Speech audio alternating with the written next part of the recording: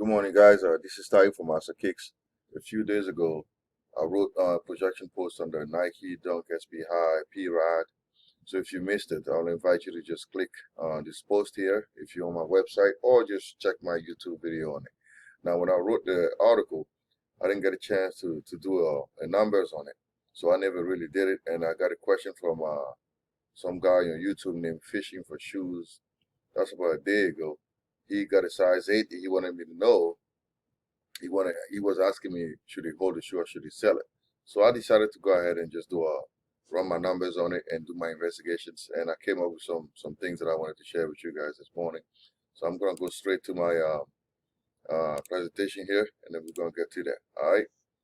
So now, when I ran my numbers first, that was pre-release, like before the shoe actually released. I did my numbers on it, and on the 3rd of January, it actually was selling for $300. Came down to like 200, went back up to 244, and the rest you can see here: 225, 212, 207, 200, 185, 200.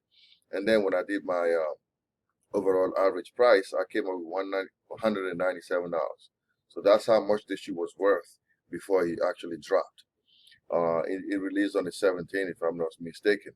So then what happened was, I gave you a quick estimate on how much money you could make on it. Now the retail price was $125 before tax. And if you sold the shoe on StockX, your profit was instant and you made like $47. On eBay, you could wait about 0 to 14 days and make about $60. And on Kixify, which is another good platform, you can make about $60.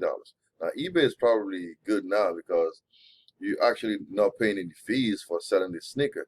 Now the only problem is people want their money right away, so StockX is a better option. But again, that comes with the territory. That means you're gonna have to sacrifice a little bit of your money to make it instantly.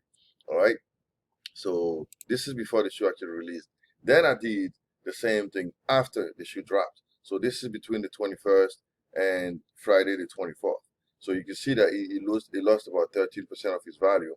It's now worth about $176, and 174 came steadily down to like 170. So now we are looking at the low 170s. So this is how much it is worth now. And I actually I ran some numbers, some sizes to see what were the most lucrative sizes. So when I did it, I found some outliers, and those outliers are centered around the 220s. You can see here, this is size 4, 4.5, and 5. Smaller sizes are going for a lot more. Like, a size 4, you're looking at anything between 177 and 203, 4.5, 178 to 220, and these are the recent numbers. So the smaller sizes are always going to be worth more money. And this data here is between the 21st and the 24th. So this is recent. So that means you're in good shape. Now the overall average is $173, which is still great if you think about it. The shoe's on $125 before tax. So if you were to sell this on eBay, you'd be making about $45. Okay. So the guy asked me for a size 8. Your size 8 is in this interval here. I'm actually gonna quit this and show you something else in my spreadsheet. If I get the spreadsheet, let's do that. So this is size 8. See, your size 8 is somewhere here. So your size 8 is going anywhere between 170 to 170, all the way up to like $190, $200. So you're gonna be here somewhere. This is where you are if you have a size 8. Now, if you have a size 4, you're looking at this numbers here. You're looking at something good over here. Okay, if you're size 4.5, this is probably the best size is selling.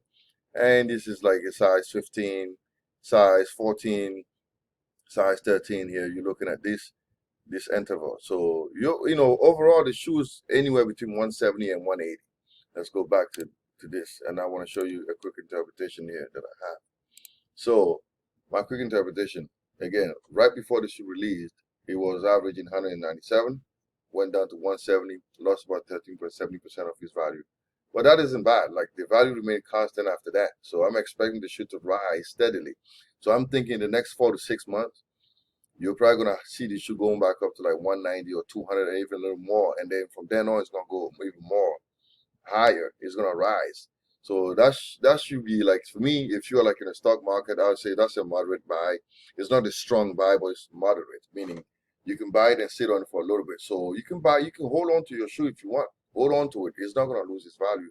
It's gonna keep like increasing steadily. And the better sizes now to sell are sizes 4 to 6. Now, mid-sizes and larger sizes, it will take a bit more time to gain in value. But overall, this is a great shoe for resale purposes. Like, I think this is a good looking shoe. People are going to want it. So yes, go ahead and hold on to your size 8 if you want. But if you need money right away, you can sell it again. And I say either put it on StockX or just go on eBay and wait like 14 days. You'll be able to get at least 45, 50 bucks for it. All right. I hope this helps, guys.